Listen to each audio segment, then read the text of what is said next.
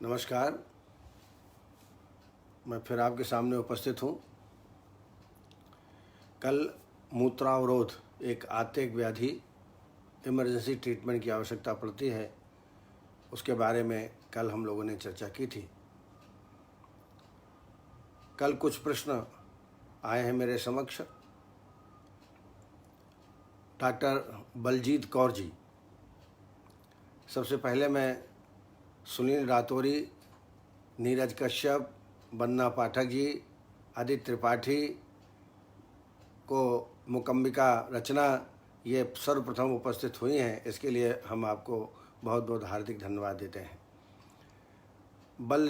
बलजीत कौर, उन्होंने फिस्टुला की ट्रीटमेंट के बारे में पूछा। फिस्टुला इन एनो ये बहुत ही गंभीर व्याधि है और बहुत तकलीफ देती है। एनस के आसपास फोड़े हो जाते हैं, उसमें एक नलिका का निर्माण भी हो जाता है और पश पड़ने लगता है, कभी कभी रक्त निकलने लगता है, वेदना अत्यधिक होती है और ये बहुत कष्ट साध्य और असाध्य व्याधियों की में से एक है। ये होता क्यों है ये समझ लें। एक तो कंटिन्यूअस विबंध रहना, कॉन्स्टिपेशन रहना। कॉन्स्टिपेशन रहने से ये तकलीफ़ ज़्यादा होती है। दूसरा अल्कोहल है, स्मोकिंग है, केमिकल का ज़्यादा सेवन करना है, मैदा, बेसन, गरिष्ठ भोजन, इनका निरंतर सेवन करने से इस प्रकार की व्याधि होती है। इसमें हमको हरी सब्जियां, फल और फाइबर युक्त चीज़ें हमको खाना चाहिए और विबंध न रहे, इसका ध्यान हमको देना है। पपीता ज़्यादा से ज़्यादा खाएं, सुबह नाश्ते में, शाम को भी लेवें पपीता, इससे मोशन अच्छा होता है। और जो काले चने होते हैं देसी, वो रात को भिगो दें और प्रातःकाल उसको थोड़ा से नींबू डाल करके आप इसका सेवन डेली करें। ये भी मोशन लाने में अच्छा रहता है। गोली एक आती है सप्तविंशति गुग्गुलू और त्रिफला गुग्गुलू। दो गोली दिन में 2 बार गर्म पानी के साथ सेवन कराएं। सप्तविंशति गुग्गुलू और त्रिफला गुग्गुलू 2 गोली दिन में 2 बार। इसके अलावा हरित की चूर्ण, हिरण्यभ्रष्ट हरित की, ये जरूर लेवें आधा चम्मच रात को। 7 दिन ले लेवें और 7 दिन फिर अमलता से गूदा का काढ़ा लेवें रात को सोते टाइम, भोजन के 2 घंटे बाद। ये निरंतर इसका प्रयोग करना चाहिए। इससे मोशन क्लियर होगा, प्रेशर नहीं लगाना पड़ेगा और तकलीफ जाती रहेगी। साथ में जब आप शौच क्रिया करने जाएं तो गुदा गीली न रखें। गुदा गीली रखने से उसमें इन्फेक्शन फैलता है और फोड़ा फुंसी या फिस्टुला का निर्माण, फिसर का निर्माण हो जाता है। एक लेप है अनुभूत, इसका आप जरूर प्रयोग करें। चूना जो आप पान में और सब मिला के खाते हैं, तो चूना और सरसों तेल संभाग, चूना और सरसों तेल संभाग लेकर के और इसकी थोड़ा घोटें तो ये लेप तैयार हो जाता है। इस लेप को गुदा में, जहाँ पर गुदा के आसपास जहाँ पर फुंसी फोड़ा हो रहे हों, उसमें लगाना। लगाने का तरीका ये है कि अर्क पत्ता ले लें, अर्क, अकवन जिसको बोलते हैं, उस पत्ते में उसको लेप कर दें और जहाँ पर व्रण हो, गुदा के आसपास ही होते हैं ऑफ कोर्स, वहाँ लगा करके फिर पट्टे से बांध दें या जो चिपकाने वाले जो पेस्ट होते हैं, टेप, उनके द्वारा उसको चिपका दें। अगर अर्क पत्थर ना मिले तो कॉटन में लेप लगा करके और लगाया जा सकता है। ये बहुत ही श्रेष्ठ लेप है। एक दूसरा लेप और बताता हूँ मैं आपको, निम्ब पत्र काढ़ा, इससे प्रक्षालन करें गुदा का, जिससे वहाँ पर बैक्टीरिया आदि जो संक्रमण हुआ है वो खत्म हो। डेली 2 बार दिन में प्रक्षालन निम्ब पत्र क्वाथ से करें और एक इसका लेप तैयार करें। निम्ब पत्र ले लें, करीब 20-25 नग, और इसको बॉईल कर लें। बॉईल करने के बाद इसको पेस्ट बनाएं। इसमें तिली, शुद्ध घी और जौ का आटा, तिली, शुद्ध घी और जौ का आटा, ये 10-10 ग्राम ले करके और अच्छी तरह पीस लें सबको मिला के।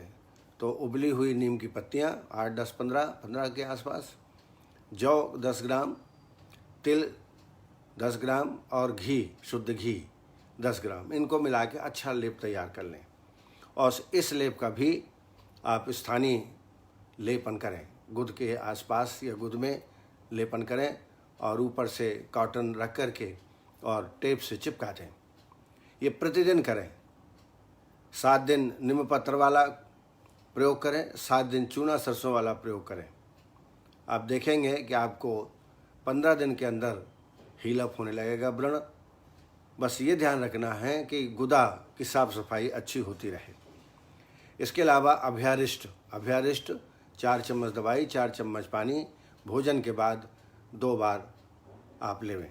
और लाक्षणिक चिकित्सा करें, जैसे ब्लीडिंग ज़्यादा हो रही हो तो बोलबद्ध रस, प्रवाल पिष्टी, 2 अधाय पुष्प चूर्ण, इसकी पुड़ियाँ बना लें और दिन में 2-3 बार, अगर हैवी ब्लीडिंग हो रही हो तो इसको देवें। अत्यधिक वेदना हो रही हो तो अवगाह स्वेद करें। त्रिफला क्वाथ से या पंचवल्कल क्वाथ से या स्फटिका द्रव्य से आप अवगाह करें, गुदा की सिकाई करें। इससे भी आपको बहुत अच्छा लाभ प्राप्त होगा। तो इस तरीके से कुछ ट्रीटमेंट बताया। और फाइनल ट्रीटमेंट तो क्षार सूत्र बंधन है। क्षार सूत्र बंधन से जड़ से ये ठीक हो जाता है। आप इसको जरूर अपनाएं। क्षार सूत्र बंधन किसी विशेषज्ञ से दिखा करके और कर लेना चाहिए, क्योंकि फिस्टुला का जो ऑपरेशन होता है एलोपैथिक में वो सक्सेस नहीं है, बार बार जो है फिस्टुला हो सकता है। डॉक्टर संतोष सिंह, इन्होंने हाइपोथायरॉयडिज्म के ट्रीटमेंट के बारे में पूछा है। अब ये कई बार इसको रिपीटिशन हो चुका है, लेकिन फिर भी संतोष जी ने पूछा है तो मैं बिल्कुल बताऊंगा। हाइपोथायरॉयडिज्म ये कफानुबंधी व्याधि है। कफ के लक्षण आपको इसमें प्राप्त होंगे। स्थूल हो जाता है, आंखें बाहर निकल जाती हैं, रोगी को कमजोरी लगती है, चक्कर आते हैं, तमाम लक्षण इस प्रकार के। देखने में मोटापा लगता है लेकिन वीकनेस, उनको इंटरनल वीकनेस हो जाती है। तो इसमें निश्चित रूप से आप पंचतिक्त घृत से आभ्यंतर स्नेहपान करा दें या त्रिउष्णाद घृत से आभ्यंतर स्नेहपान कराने के पश्चात फिर विरेचन करा दें। अच्छा होगा कि बमन कराएं पहले, बमन कराने के बाद फिर विरेचन कराएं। बमन और विरेचन के बीच में 15 दिन का गैप होना चाहिए। आप एक बार प्रारंभ करें। कई लोग जो है डरते हैं कि हमने कभी पंचकर्म नहीं किया है। आप थोड़ा करना प्रारंभ करेंगे तो आपको कठिनाई नहीं आएगी। बमन विरेचन कराने के बाद फिर इसमें जो शोथहर और लेखन बस्ती वो लगाएं। लेखन बस्ती में त्रिफला ले लें, वायुविडंग और गिलोय, इनको 50-50 ग्राम लेके और 1200 ml पानी डाल के 300 ml शेष करें और फिर छान लेवें। और इस 300 ml काढ़े में गोमूत्र या गोमूत्र अर्क 50 ml, शहद 50 ml और यवक क्षार 5 से 10 ग्राम, इसको मिला करके बस्ती देवें। यह भी बहुत ही उपयोगी बस्ती है। इसके ट्रीटमेंट करने से निश्चित रूप से रोगियों को आराम प्राप्त होगा। औषधियों में कांचनादि गुग्गुलु, अमृतादि गुग्गुलु 2-2 गोली दिन में 2 बार लगातार देवें। पेशेंट को बोलें कि ये थोड़ा क्रॉनिक रोग है तो इसका ट्रीटमेंट भी कम से कम 3-4 महीना लगेगा। एक योग में हमेशा बताता हूँ, जलकुंभी तालाब में या नदियों में प्राप्त होती है। मोटे मोटे पत्ते होते हैं, फूल बड़े गुलाबी रंग के, गुलाबी नहीं कहना चाहिए, बैगनी रंग के फूल होते हैं। तो वो पत्तों को आप तोड़ लीजिए, मोटे मोटे पत्ते होते हैं, उनको तोड़ करके और उनको सुखा लीजिए, धूप में अच्छी तरह सुखा लीजिए। जब वो सूख जाए तो उनको जला दीजिए, तो ये भस्म बन जाएगा। और इस भस्म को शीशी में भर लीजिए और पौन चम्मच, लगभग 500 मिलीग्राम दिन में 2-3 बार आप इसका सेवन कराएं। इसकी कैप्सूलिंग भी कर सकते हैं। 1000 की कैप्सूलिंग, 1000 mg की कैप्सूलिंग कर सकते हैं, वो ज़्यादा अच्छा है। तो 2-2 कैप्सूल दिन में 2-3 बार इसका सेवन कराएं तो निश्चित रूप से हाइपोथायरॉयडिज्म में लाभ प्राप्त होगा। दूसरा, निदानम परिवर्जनम, फैटी चीज़ें हैं, तली मली चीज़ें हैं, खटाई वगैरह है जो ग्रंथि को बढ़ाने में मदद करे, ऐसी चीज़ें आपको नहीं लेना है, ये आपको ध्यान देना है। डॉक्टर ज्ञानेंद्र सहपाठी जी ने हाइटस हर्निया के बारे में पूछा है। हाइटस हर्निया आप जानते ही हो कि जब ये ऐसी कंडीशन है जिसमें स्टमक का कुछ भाग ऊपर की ओर पुश करता है डायफ्राम मसल्स के द्वारा, अचानक करता है, और जो एसिड वगैरह कुछ है वो फिर मुंह से बाहर निकलता है, बड़ा तकलीफ होती है रोगी को।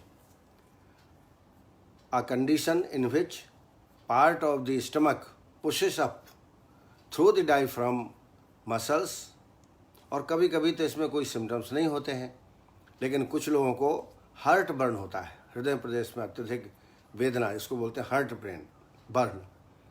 एब्डोमिनल कंफर्ट, डिस्कम्फर्ट, आधमान जैसे गुड़गुड़ाहट जैसे लक्षण मिल सकते हैं, और कभी कभी हिक्का, नासिया और रिगर्जिटेशन और वोमिटिंग भी मिल सकता है। तो वैसे सामान्यतः ज़्यादा औषधि की आवश्यकता नहीं पड़ती है, लेकिन जब ज़्यादा बढ़ जाए तो फिर ट्रीटमेंट की आवश्यकता इसमें होती है। इसमें आप शतावरी घृत से आभ्यंतर स्नेहपान कराएं और विरेचन कराएं। विरेचन में आप अमलतास, त्रिफला, छोटी हरड़, इनकी 30-30 ग्राम की मात्रा लेके काढ़ा बना लें 100 ml, और इसमें 40 ml कैस्टर ऑयल मिला करके विरेचन दें। विरेचन से निश्चित रूप से जो ऊर्ध्वगत वायु हो जाती है वो अधोगत हो जाती है और रोगी को आराम प्राप्त होता है। दूसरा, नित्य प्रतिदिन एरंड भ्रष्ट हरित की रात को सोते टाइम देवें, या अमलतास के काढ़े का भी प्रयोग आप कर सकते हैं। तो और इसके अलावा कुमारी आसो, चंदनासो 4-4 चम्मच दोनों मिला लें, और 8 चम्मच पानी भोजन के बाद दोनों टाइम इसका सेवन कराएं हाइटस हर्निया में। आर्य इंडिया, उन्होंने जानकारी दी है कि उनको जो मैंने कुछ योग बताए थे वो बहुत लाभप्रद सिद्ध हुए हैं। आपको बहुत बहुत धन्यवाद कि आप उन योगों का प्रयोग कर रहे हैं, और निश्चित रूप से आप इसको बढ़ावा भी देंगे। और अगर ये उपयोगी है तो आप तो फार्मेसी चलाते हैं, इसको आप बना भी सकते हैं और मार्केट में भी ला सकते हैं। आपको बहुत बहुत धन्यवाद कि आप कुछ योग जो हम यहाँ बताते हैं उनका आप प्रयोग करते हो, इसके लिए आपको बहुत बहुत धन्यवाद। डॉक्टर कृष्ण कुमार चौरसिया, इन्होंने ओवरी सिस्ट के ट्रीटमेंट के बारे में पूछा है। ओवरी सिस्ट हो जाने से निश्चित रूप से कई बार गर्भधारण में परेशानी जाती है, रोगी को कई बार वेदना होती है, मेंसेस भी इरेगुलर हो जाते हैं। अ सॉलिड और फ्लूइड फिल्ड सैक और पॉकेट, जिसको हम सिस्ट कहते हैं, उनके अंदर, ओवरी के अंदर या ऑन द सरफेस में ये सिस्ट हो जाते हैं, और ज़्यादातर इसमें एब्डोमिनल डिस्कम्फर्ट या एब्डोमिनल ब्लॉटिंग, गैस बनना, पेल्विक पेन और पेन लोअर बैक में पेन जो है इसमें ज़्यादा रोगी को होता है। इसके अलावा मेंसेस भी इरेगुलर होते हैं। इसका ट्रीटमेंट जरूर करना चाहिए, नहीं आगे चल कर के ये गर्भधारण में बाधा भी उत्पन्न कर सकते हैं। इसमें आप सबसे पहले विरेचन कराइए। विरेचन के लिए त्रिफला घृत से आभ्यंतर स्नेहपान कराइए और फिर विरेचन करें। विरेचन में कुटकी जरूर प्रयोग करिए। कुटकी, छोटी हरड़, निशोथ, अमलतास 20-20 ग्राम चारों के लेके काढ़ा बना लीजिए, और इस काढ़े में 30 से 40 ml कैस्टर ऑयल मिला करके ये पाना रख दीजिए। यदि क्रूर कोष्ठी हो तो उसमें इच्छाभेदी रस भी आप मिलाएं। तो इस तरीके से विरेचन करने से निश्चित है जो सिस्ट, जो शोथ है, वो जो अंदर पानी भरा हुआ रहता है, वो निश्चित रूप से इससे ठीक होता है। विरेचन करने के 9वें दिन से आप वस्ती दीजिए। वस्ती में इसमें शोथ हरद्रव्य जैसे वरुणादिक्वाद 50 ग्राम और तृणपंचमूल क्वाद 50 ग्राम, और इसमें 1200 ml पानी डाल करके 300 ml शेष रहने तक पका लीजिए, और इसमें यवक्षार 10 ग्राम, गोमूत्र 50 ml, शहद 50 ml डाल करके वस्ती तैयार कर लें, और ये कम से कम 16 वस्ती देवें। स्नेह वस्ती देने की ज़्यादा आवश्यकता नहीं है, यदि गुदा में चुनचुनाहट हो, पेट में दर्द जैसा महसूस हो, वायु की वृद्धि लगे, तो आप सहचर तेल की 30 ml की मात्रा आप इसमें लगा सकते हैं। अन्यथा यही वस्ती आप लगाएंगे, श्रोथर वस्ती, तो इससे निश्चित रूप से रोगी को आराम प्राप्त होगा और जो शिष्ट हुए हैं वो धीरे धीरे ख़त्म हो जाएंगे। क्योंकि मैंने बताया कि ये आगे चल कर के तकलीफ़ दे सकती है, इसलिए जैसे ही डायग्नोस हो वैसे ही विरेचन करा करके वस्ती चिकित्सा आदि दें। साथ में कांचनादि गुगुल, गोक्षुरादि गुगुल, कांचनादि और गोक्षुरादि 2-2 गोली दिन में 2 बार आप पानी के साथ इसका सेवन कराएं। हमारे इस कार्यक्रम की शोभा बढ़ा रहे हैं डॉक्टर कृष्ण कुमार चौरसिया जी का। तो ओवेरियन सिस्ट का प्रश्न था, वो मैंने उत्तर दिया। डॉक्टर रामकृष्ण शाह जो शिकागो से हैं, वो निरंतर इस कार्यक्रम को सुनते हैं और बहुत सराहना करते हैं। आपको बहुत बहुत धन्यवाद। डॉक्टर सुनील रातौरी जी, अदिति त्रिपाठी जी, जो कि सबसे पहले दर्शक दीर्घा में आप उपलब्ध हो गए थे, Usha Tabani, doctor KN Gangwar, doctor Shilpa Palaskar, doctor Kavita Sharma, doctor Reena Sharma Kaushik, वैद्य RB Prajapati, Yogesh Mahajan ji, Mukambika Rachna, Santosh Singh, doctor Jyoti Bala Damor, doctor Phaguni Bhattacharya, doctor Vikas Chaudhary, doctor Vanita Sharma, doctor Vinay Mittal, doctor Archana Jaiswal, doctor Monika Chitnevish, doctor Kamlesh Vishwas, doctor Vijay Saini, doctor Om Prakash, doctor Tiwari ji, doctor Om Prakash Tiwari ji,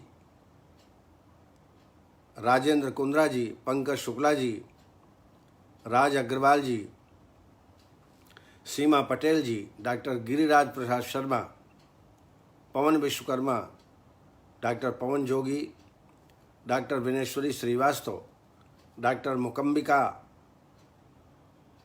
doctor Mubin Mulla ji, doctor Sudesh Singh, doctor Surendra Sharma, Shailesh Bhalala, doctor Sukumar Joshi ji, Mukambika Rachna ji, doctor Vikas Chaudhary ji, Bharat Thok जी,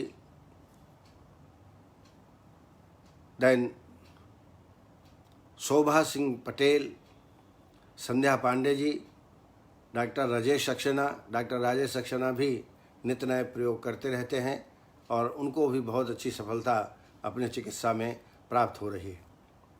धीरज कुमार जी, रूपाले कवाड़े जी, आप सबको हृदय से आपको धन्यवाद। आप कार्यक्रम को देखते हैं, सुनते हैं और उससे लाभ भी प्राप्त करते हैं। अब आइए, आज हमारा विषय है अपस्मार, जिसको हम एपिलेप्सी कह सकते हैं।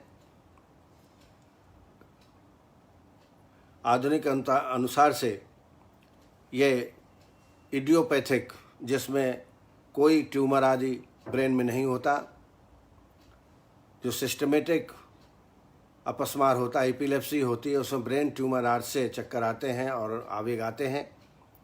लेकिन इडियोपैथिक जो एपिलेप्सी होती है उसमें किसी भी प्रकार की विकृति नहीं होती। ऐसा कहा जाता है कि मेटाबॉलिज्म के गड़बड़ से कोलिन नाम का एक तत्व बनता है और जिसकी वजह से अब एपिलेप्सी की उत्पत्ति होती है, ऐसा माना जाता है।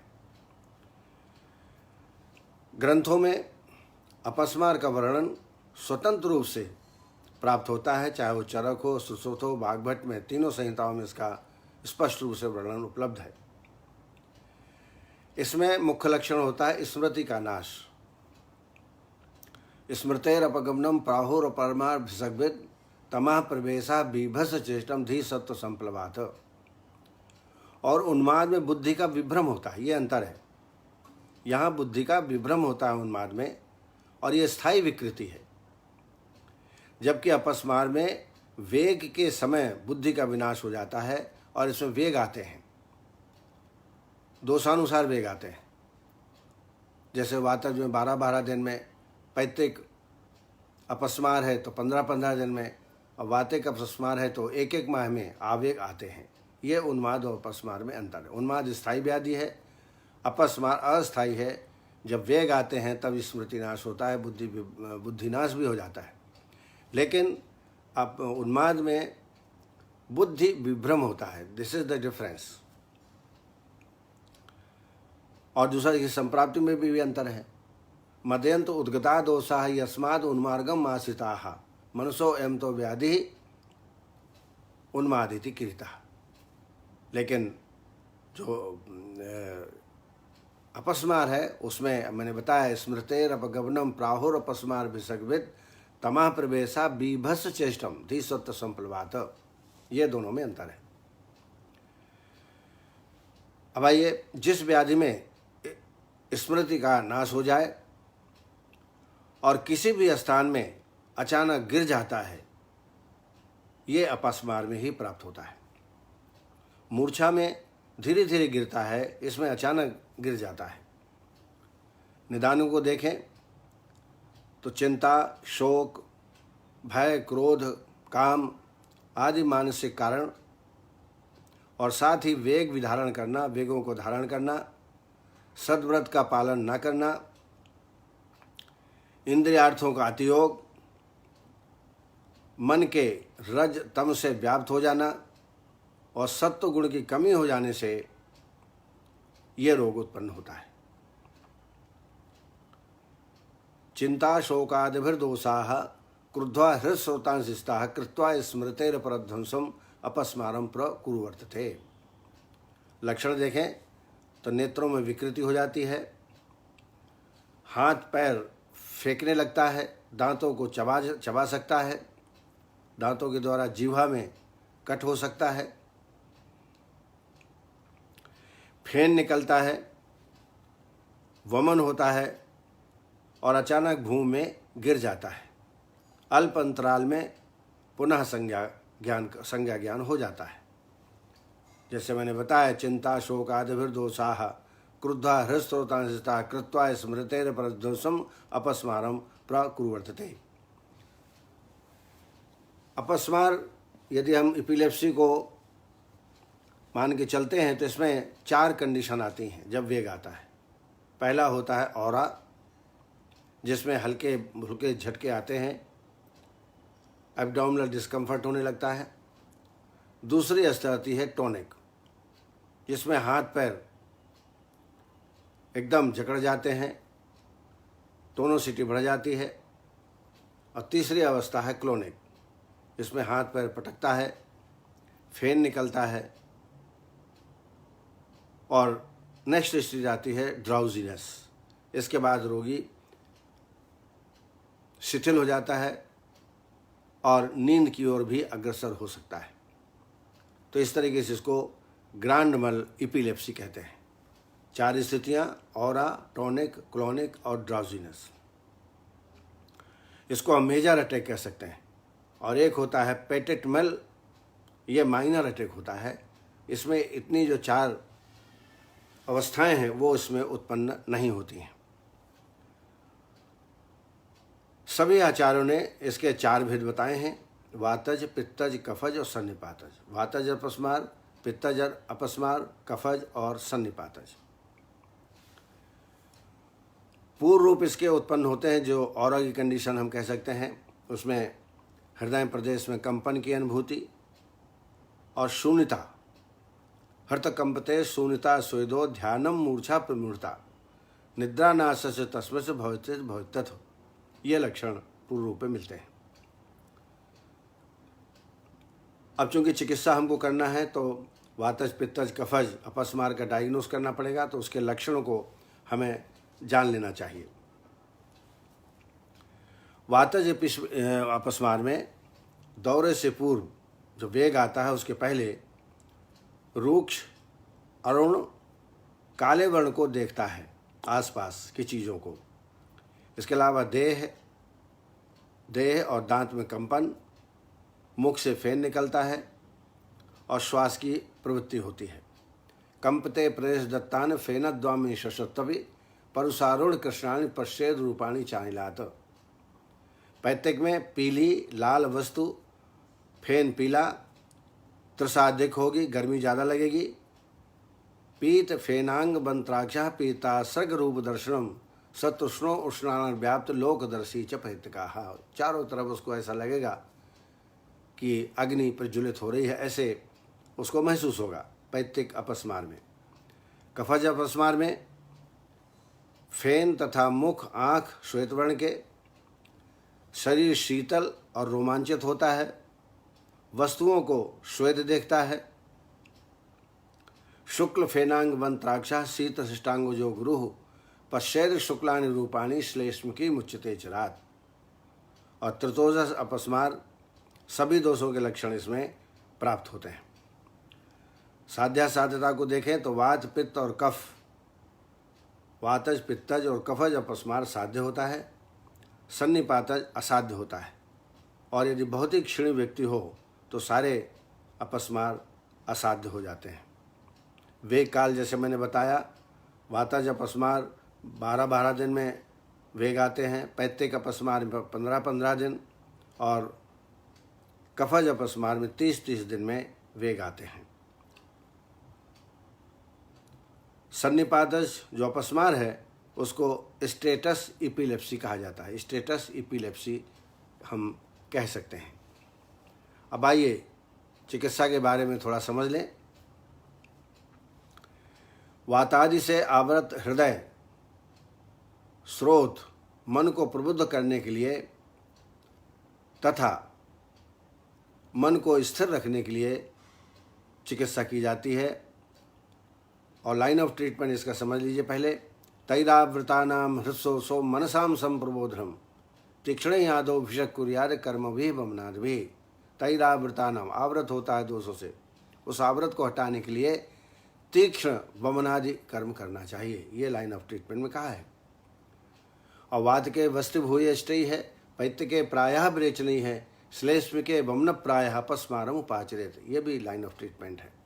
अर्थात अगर वातज अपस्मार आपने डायग्नोस किया है तो इसमें वस्ति चिकित्सा प्रमुख है, पैतृक किया है तो इसमें विरेचन प्रमुख है, और कफज अपस्मार है तो वमन प्रमुख है, वमन कर्म ज़्यादा कराना चाहिए। अब यदि आपको वमन कराना है, मैं तो सलाह दूंगा कि सभी पेशेंट जो अपस्मार के आते हैं उसमें तीक्ष्ण कर्म करना चाहिए, वमन विरेचन। ऐसा हमारे यही जो सुनने वाले साथी हैं गिरिराज प्रसाद शर्मा, इन्होंने अपस्मार के रोगी को ठीक किया है और पूर्णतः जो शास्त्रीय विधि है उसको अपनाते हुए अभ्यंतर स्नेहपान, वमन विरेचन, वस्ति, नस्य, ये सभी चिकित्सा की है। और आज उन्होंने सूचना दी थी 1-2 दिन पहले कि पेशेंट पूर्ण रूप से ठीक है। हम चिकित्सा जो शास्त्रगत है वो करते नहीं हैं, इसलिए हमको लाभ प्राप्त नहीं होता है। और अगर आप शास्त्रानुसार चिकित्सा करेंगे तो निश्चित रूप से लाभ प्राप्त होता है। अब आइए वमन कराना है तो आभ्यंतर स्नेहपान, कल्याण घृत या पंचगव्य घृत, इससे आभ्यंतर स्नेहपान करें।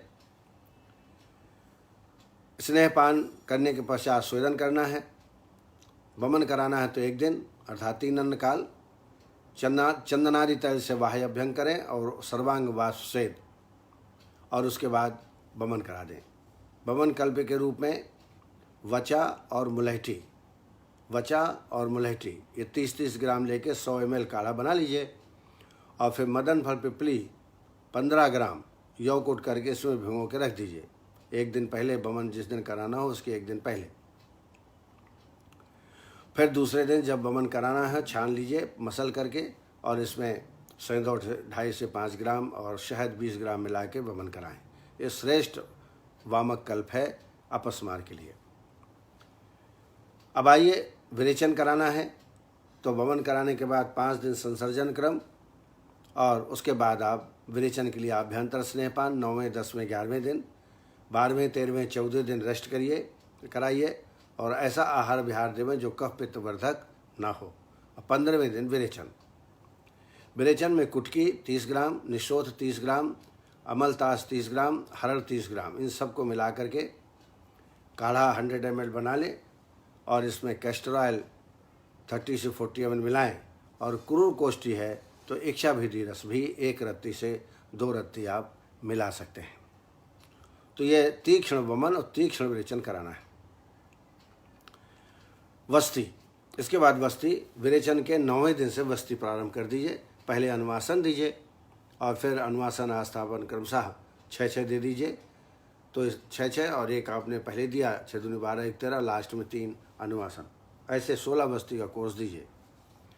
अनुवासन वस्ती के रूप में कल्याण घृत या पंचगव्य घृत इसका प्रयोग करें। 30 ml की मात्रा भोजन के बाद दोनों टाइम। थोड़ा सा इसमें सौंफ मिला दें, करीब 2.5 ग्राम, जिससे वस्ती ज़्यादा देर तक रुके। निरूह के रूप में नागरमुथा 20 ग्राम, पिपली 20 ग्राम, त्रिकटु 20 ग्राम, त्रिफला 20 ग्राम, कूट 20 ग्राम, ये सब लेकर के यौकुट कर लें। फिर इसमें 8 गुना पानी डाल कर के काढ़ा बना लें 300 ml। और इस काढ़े में चंदनादि तेल 50 ml, शहद 50 ml, सेंधव 10 ग्राम। विधिवत वस्ती तैयार करें। जब मैं विधिवत कहता हूँ तो माक्षिकम लवणम स्नेहम कलकम क्वाथम इति क्रमात् आवपेत निरूहाणाम संयोजने एषु विदुः, इनका ध्यान दे करके आप वस्ती तैयार करें। तो पहले 1 अनुवासन, फिर अनुवासन आस्थापन 6-6, 1 और लास्ट में 3 अनुवासन। ये इस प्रकार ये वस्ती आपको देना है। इसके बाद प्रमुख चिकित्सा आ जाती है शिरोविरेचन। ये बहुत ही प्रमुख चिकित्सा है अपस्मार की। इसमें पीपल, कूट, भारंगी, अपामार्ग और सेंधव। फिर से मैं बोल रहा हूँ, पीपल, पिपली जिसको बोलते हैं, लेडी पीपल, कूट, भारंगी, अपामार्ग, सेंधव, बराबर मात्रा में बारीक चूर्ण बना लीजिए। इसकी 2 चम्मच निकाल करके कल्क बना के रख लें। जिस दिन नस्य देना है उसके 1 दिन पहले, और छान लेवें। और इसकी मात्रा 6 से 8 बूंद दोनों नासा में डालें। 7 दिन आप अवपीड़न करें और 7 दिन धमापन करें। इसी द्रव्य का धमापन करने के लिए 6 अंगुल लंबी नली ले लीजिए और उसमें 3 मिचटी डाल करके और नासा में धमापित करिए। फिर 3 मिचटी डालिए, दूसरे नासा में धमापित करिए। आप देखेंगे इसके देने से छींक आएगी। लेकिन उसके पहले वाह्यभ्यंग, ग्रीवा के ऊपर वाह्यभ्यंग और मृदु श्वेत, नाड़ी श्वेत आदि करके और नस्य पीठ में या नस्य चेयर में बैठा करके विधिवत आप नस्य कराएंगे। 3 दिन आप 7 दिन अवपीड़न दीजिए, 7 दिन धमापन दीजिए। लेकिन 2 दिन स्नेह नस्य देना पड़ेगा आपको, जो मैंने एक सामान्य कॉमन नियम है। तो उसमें अणुतैल 2 दिन दीजिए, तीसरे दिन शोधन नस्य दीजिए। क्योंकि शिरोविरेचन नस्यम दद्याज त्रिरात्रात् च, प्रत्येक तीसरे दिन शोधन नस्य देना चाहिए। बाकी 2 दिन स्नेह नस्य दीजिए। इससे रोगी को निश्चित लाभ होगा। इसके अलावा एक काढ़ा मैं हमेशा बताता हूँ, जटामांसादि क्वाथ। इसमें अश्वगंधा, खुरासनी, अजवाइन, जटामांसी, ये काढ़ा 11 दिन प्रयोग करिए। और 11 दिन फिर मेद रसायन काढ़ा प्रयोग करिए। मेद रसायन में शंखपुष्पी, मंडूकपर्णी, गिलोय और मुलहटी। थोड़ा बदल बदल के दवा देंगे तो रोगी को भी लगेगा कि डॉक्टर साहब गंभीरता से देख करके दवाइयाँ चेंज करते हैं। चूर्णों में सारस्वतारी चूर्ण, कल्याणक चूर्ण, ये बड़े उपयोगी हैं। इन दोनों को 1-1 चम्मच दिन में 2 बार लीजिए। दूसरा एक चूर्ण है अश्वगंधा, वचा और शतावरी। अश्वगंधा, वचा और शतावरी, मैं बार बार कहता हूँ कि एक साथ सारी दवाई नहीं देना है।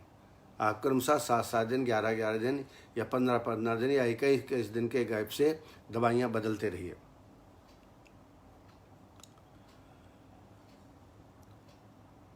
रस औषधियों में स्मृति सागर रस 250 मिलीग्राम, वात कुलांतक 60 मिलीग्राम, योगेंद्र रस 60 मिलीग्राम। फिर से बोल रहा हूँ मैं, स्मृति सागर 250 मिलीग्राम, वात कुलांतक 60 मिलीग्राम, योगेंद्र रस 60 मिलीग्राम। ये सुबह शाम ब्राह्मी अवलेह के साथ इसका प्रयोग कराएं। दूसरा एक योग और है, चतुर्भुज रस 125 मिलीग्राम, प्रवाल पृष्टि 250 मिलीग्राम, वात कुलांतक 60 मिलीग्राम। फिर से बोल रहा हूँ मैं, चतुर्भुज रस 125 मिलीग्राम, प्रवाल पृष्टि 250 मिलीग्राम, वात कुलांतक 60 मिलीग्राम। ये दिन में 2 या 3 बार शहद के साथ या च्यवनप्राश के साथ या मेनॉल माल्ट चरक का आता है, यह भी अच्छा है। अगर ब्राह्मी अवलेह ना मिले तो आप मेनॉल माल्ट के साथ इसका सेवन कराएं। इसके अलावा इसमें ब्राह्मी बटी, सर्वगंधा बटी और आरोग्यवर्धिनी का भी प्रयोग समय समय पर आपको करना चाहिए। इसमें धूपन चिकित्सा भी उपयोगी है। जितने भी इस प्रकार के मानसिक व्याधियां हैं वो आगंतुक भी हो सकते हैं, उनको नाश करने के लिए धूपन चिकित्सा भी करना चाहिए। धूपन के लिए एक चरक का योग है, प्रसिद्ध योग है। उसमें पिपली, सैंधव, शिग्रु, सरसप और गूगल। फिर से बोल रहा हूँ मैं, पिपली, सैंधव, शिग्रु, सरसप और गूलर, इनका बारीक चूर्ण करके और अग्नि के अंगार में डाल करके डालेंगे तो धुआं निकलेगा और इस धुएं का सेवन आप नासा के माध्यम से करें। दूसरा महत्वपूर्ण चिकित्सा है योगासन। इसमें प्राणायाम और ध्यान, मेडिटेशन। दूसरा शीतली, शीतकारी, ये सब प्राणायाम रोगियों को कराएं, ध्यान कराएं। मेडिटेशन बहुत इसके लिए ठीक है, क्योंकि मन एकाग्र होगा तो रोगी निश्चित रूप से ठीक होंगे। इसके अलावा शिरा प्रदेश में अभ्यंग, पिचुधारण या शिरोधारा नस्य कर्म के पश्चात जरूर कराएं। शिरोधारा अच्छी उपयोगी चिकित्सा है। चंदन मलाक्षादि तैल से या अश्वगंधा बलादि तैल से आप शिरोधारा करा सकते हैं। शिरोधारा कम से कम 50 मिनट का धारण काल होता है और कम से कम 7 दिन का कोर्स तो जरूर देवें। अपथ्य सेवन में अपवित्र, विरुद्धाहार, तीक्ष्ण, उष्ण भोजन नहीं करना है। मद्यपान, मत्स्य का सेवन, दूषित आहार, और ये ध्यान देना है, कुंदरू एक चीज़ होती है, वो भी इसमें नहीं देना चाहिए। तो इस तरीके से चिकित्सा के बारे में कुछ चर्चा की। आप इनका प्रयोग करें, किसी भी व्यापद होने की संभावना नहीं है। अगर पूर्ण संशोधन करते हैं तो उन्माद और अपस्मार में आप जीत पा सकते हैं। यदि पूर्णतः शास्त्रीय विधि से आप अनुपालन करेंगे तो लाभ आपको निश्चित ही प्राप्त होगा। मैं इसको 100% विश्वास के साथ कह सकता हूँ। तो मैं यहीं पर अपनी वाणी को विराम देता हूँ। कल फिर आपके समक्ष इसी समय उपलब्ध होंगे। तब तक के लिए नमस्कार। जय आयुर्वेद।